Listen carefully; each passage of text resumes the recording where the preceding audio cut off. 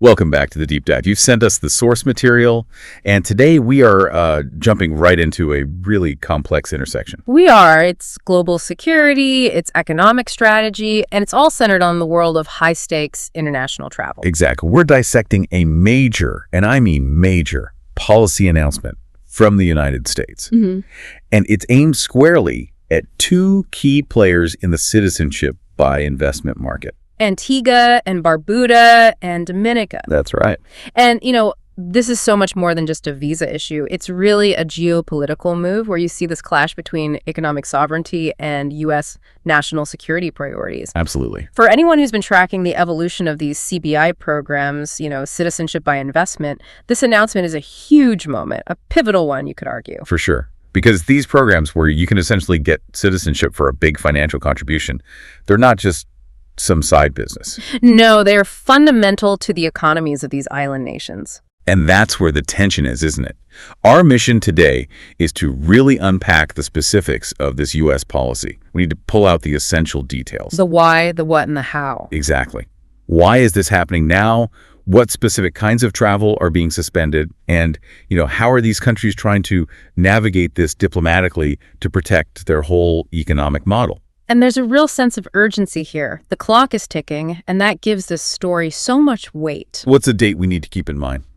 January 1st, 2026. That's the deadline. And the U.S. has announced these, they're calling them partial travel restrictions, but they're directly tied to what they see as security gaps in the CBI programs. That date, 2026, it's a very clear signal. This isn't just the U.S. saying, we're concerned. No, not at all. This is them imposing very real consequences. Okay, let's unpack this whole thing. We have to start by establishing exactly what this policy is, because that phrase, partial restrictions, it sounds a bit soft, doesn't it? It does, and that's misleading. So what does it actually mean on the ground? So, starting January 1st, 2026, this U.S. action kicks in.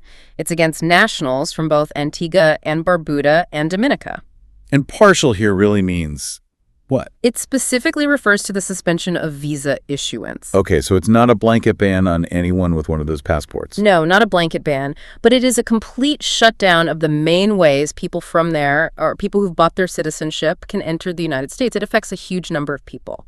And the distinction between immigrant and non-immigrant visas is really where the details are. It seems to hit both long-term goals, like moving to the U.S., and short-term needs. Oh, absolutely. It strikes at everything. Let's start with the long-term impact, because it's pretty devastating for some. The primary target here is the suspension of issuance for most immigrant visas. So if you're a citizen of one of those countries and you were hoping to get a green card through family or a job, that pathway is now severely impaired, blocked for all intents and purposes, starting in 2026. That's a massive shift, a fundamental one. But I think the real surprise for a lot of people, and where that word partial feels so broad, is in the non-immigrant categories. Yes, the visas for day-to-day stuff. The ones that keep commerce and tourism and education flowing. Correct. We have to detail these. The first one, and it's the most common, is the B1, B2 visitor visa. Right, the standard tourist and business visa. It's the bedrock of travel. B2 is for tourism. B1 is for short-term business, conferences, meetings, that kind of thing. Suspending this puts up a huge wall. A massive barrier between their citizens and the U.S., whether it's for vacation or for business. And think about the economic hit. For these small island nations, their CBI programs are sold on the power of the passport. On global mobility. Exactly. Yeah. And if you start taking away access, especially to the U.S., you immediately devalue the very product they're selling. It's a direct hit on their primary export, which is travel freedom. That's the financial consequence right there. It is. But the next set of suspensions, this is where the U.S. security argument gets really broad. We're talking about the F, M, and J visas. And this suggests a much, much deeper concern than just stopping a tourist. Oh, much deeper. Let's just focus on that for a second. F and M visas are for students, academic, and vocational. J visas are for exchange visitors, scholars, researchers, trainees. To suspend those is an incredibly significant move. What does that signal? It signals a level of perceived risk that goes so far beyond a business person making a deal. When you target academic and exchange visas, you're essentially saying the vetting is so bad. So compromised. So compromised that a national security threat could use one of these CBI passports to get long-term access to U.S. universities, to sensitive research, maybe even dual-use technology programs. So it's not about a quick visit. It's about infiltration. That's the word, infiltration potential. Yeah. A student or a researcher, they're embedded for years. They could get access to labs, to specialized knowledge, to networks that a tourist would never even get close to. That makes perfect sense. It's a really sophisticated view of risk. The U.S. seems to believe that this weak vetting allows, potentially hostile actors to create a deep, long-term cover story inside U.S. academia or industry. So this is a preventative strike. It is. It's targeting the very heart of knowledge exchange. And it just shows how severe they think this vulnerability is. That really raises the stakes. Yeah. I mean, if the U.S. believes these CBI programs are basically a backdoor for strategic espionage, then these restrictions become non-negotiable from their point of view. Right. And that leads us to the next layer here, which is the nuance, the consular discretion and the exceptions. Okay, so it's not a complete 100% shutdown. No, it's not. The policy has these little mechanisms that you really need to understand. So while the general rule is suspension for those key visas, the sources point to two big factors. First, some other visa categories might still be issued. Right. The ones they deem essential or less risky. But it's the second factor that creates all the friction, even for people who might get through. And that's the power given to the consular officers. What can they do? They are empowered to exercise discretion and limit the visa's validity. And for a traveler, that is a huge practical problem. A major hurdle. Normally, citizens from friendly nations might get a visa for 5 or 10 years. Multiple entries. You can travel when you need to. But if the validity is limited? That convenience just vanishes. You might get a visa for 6 months. A single entry. Which means every single trip requires a new application. Yeah. A new fee, all that time, all that uncertainty. Especially for business people or investors who need to be able to travel quickly and predictably, it's a huge barrier. It's a way to punish without a total ban. So you can keep diplomatic ties open. While making sure every single application gets intense, repeated scrutiny, you're basically forcing the cost and the compliance burden back onto the traveler. And we also have to mention the potential for waivers and exceptions. Yes, that's key. It keeps the door open, even if it's just a crack. Why is that detail so important? Well, because it acknowledges that not everyone from Antigua or Dominica got their citizenship through CBI. There are, citizens by birth, by descent. The waiver is for them. It's for them, or for cases of, say, humanitarian need or a compelling U.S. national interest. It means travel is still possible, but, and this is a big but, the burden of proof is now entirely on the applicant to show why they should be an exception. So, to sum up this first part, starting in 2026, the main doors are closing. Immigrant status, tourism, business, and education are all suspended. It's a high-friction system now, run by consular scrutiny and a heavy reliance on waivers. And this whole system exists because of the core conflict we have to get into now, the reason behind it all. Exactly. This high-friction world is a direct result of the gaps the U.S. claims to have found. So let's move to that. Section 2, the core conflict. Security concerns versus sovereign defense. Let's do it. Okay, we have to start with the U.S. side. The why? The justification is all about national security. It's the foundation of this entire action. What were the specific gaps they pointed to? They identified two really critical vulnerabilities. One is structural and one is operational. And the structural one is? The lack of mandatory residency requirements. Okay, let's unpack why that's such a red flag for a security agency. CBI, the whole industry, it's often transactional by its very nature. Completely. You don't have to live there. You don't have to learn the language. You don't have to show you're part of the culture. You pay your money, you buy some real estate, and you get a passport. And in the U.S. view, that lack of a residency requirement is the fatal flaw. It means citizenship is purely a transaction. The person getting the passport has no real connection to the country. And more importantly, there's no period where local authorities can actually monitor them. A normal naturalization process takes years of residency. This bypasses all that scrutiny. So the implication is clear. These programs are just being used to get travel documents. And those documents get you into places like the U.S. without any real vetting based on physical presence. Precisely. Which leads to the second gap they cited, the operational weakness. Which was insufficiently robust vetting standards. So even the background checks they do conduct aren't good enough for the U.S. That's what they're saying. What does insufficiently robust even mean in this context? What could they be missing? It could be a number of things. It might mean they don't have access to certain high-level security databases, or that the due diligence firms these countries hire aren't trusted by U.S. intelligence. Or maybe their standards for checking where the money comes from are just too loose. It could be any or all of that. The core risk, as the U.S. puts it, is that these gaps allow risky individuals to get citizenship without proper oversight. They're signaling that the whole process is a security vulnerability that bad actors can just walk right through. Okay, so that's the case from the U.S. No residency requirement, weak vetting. Now let's turn to the defense, starting with Antigua and Barbuda. Prime Minister Gaston Browne was not happy. No, he expressed clear disappointment, but his response wasn't just a complaint, it was a direct rebuttal of the U.S. claims. And he focused on accountability, right? He did. He didn't really deny there were issues in the past. Instead, he pointed to all the recent reforms and strengthening measures they've put in place. He's basically arguing the U.S. is using old information to judge a system they've already fixed. And the most important part of his response was about residency. He challenged that point directly. He did.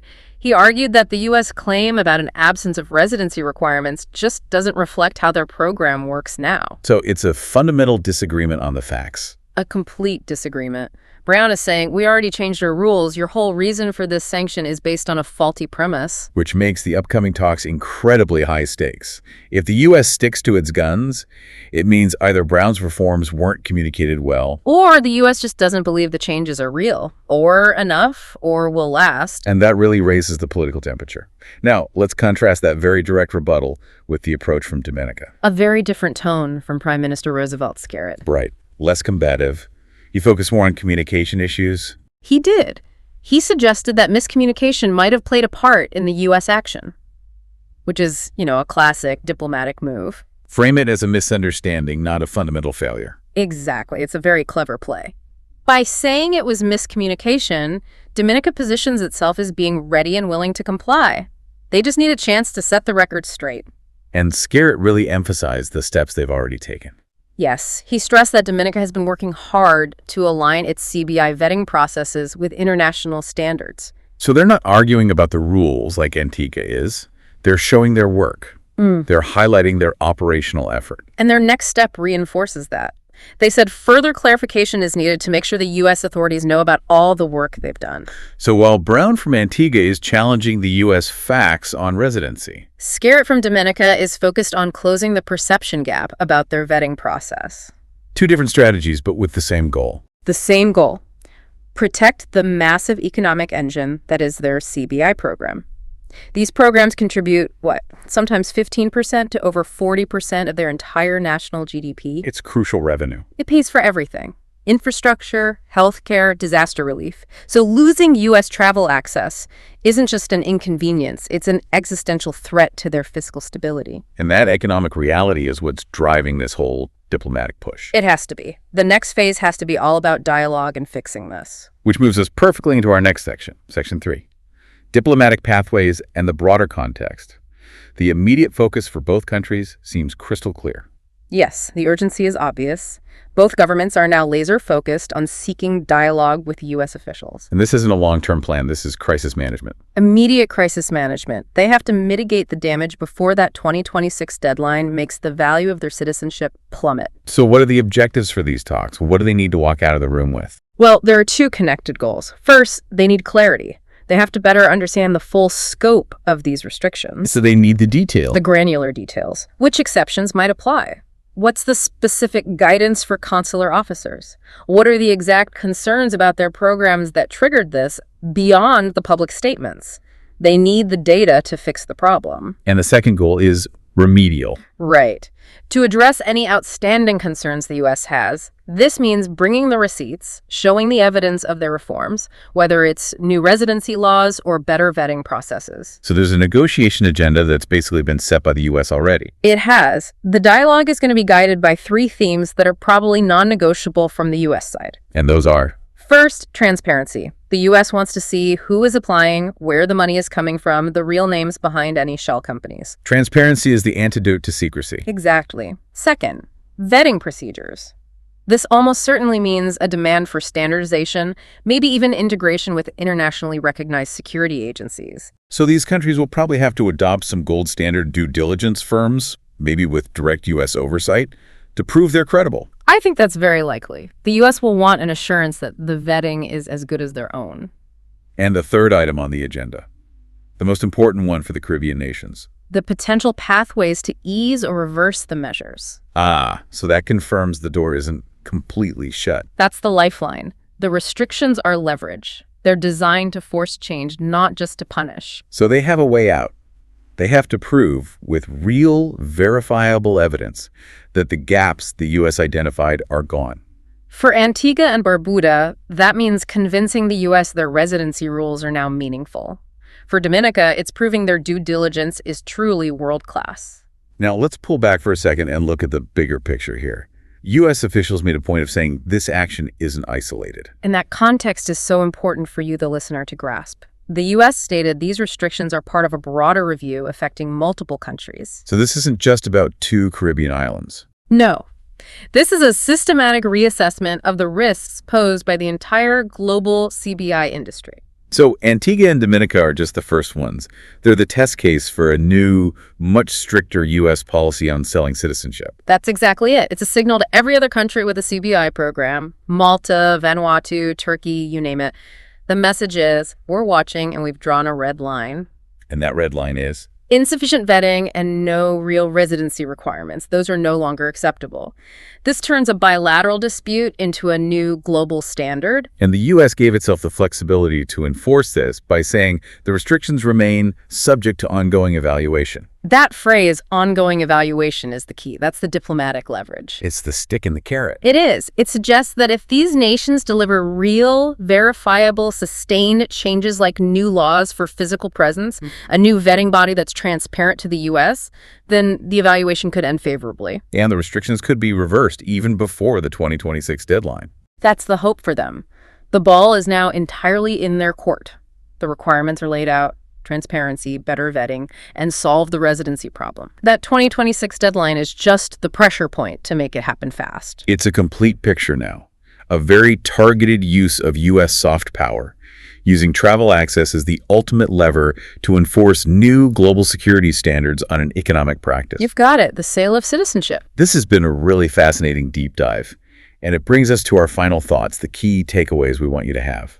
I think the biggest takeaway is the clear tension that the U.S. has created here. On one side, you have these foundational U.S. security concerns. The lack of residency, the weak vetting, they frame it as a severe national security risk. And on the other side, you have the defense from the Caribbean leaders. Their argument that they've already reformed their programs, that they're aligned with international standards, and that maybe they just haven't communicated that well enough. And on a practical level, the key fact is the timeline and what's being suspended.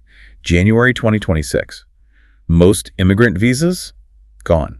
And the core non-immigrant visas, tourism, business, and crucially, the academic and cultural exchange programs, all suspended. The real value in understanding this, I think, is seeing the geopolitical mechanism at work. You can see exactly how a perceived compliance gap, in this case vetting, can trigger massive international disruption. Right. The power to grant or deny a visa is being used to enforce external policy, to force smaller sovereign nations to completely overhaul their main economic programs. It's an act of policy discipline on a global scale. It's a perfect example of how global commerce, in this case selling citizenship, is being disciplined by evolving security concerns. The perceived threat is overriding the economic benefit. And that leads us right to the final provocative thought we want to leave you with. It builds directly on that U.S. statement that this is part of a broader review and subject to ongoing evaluation.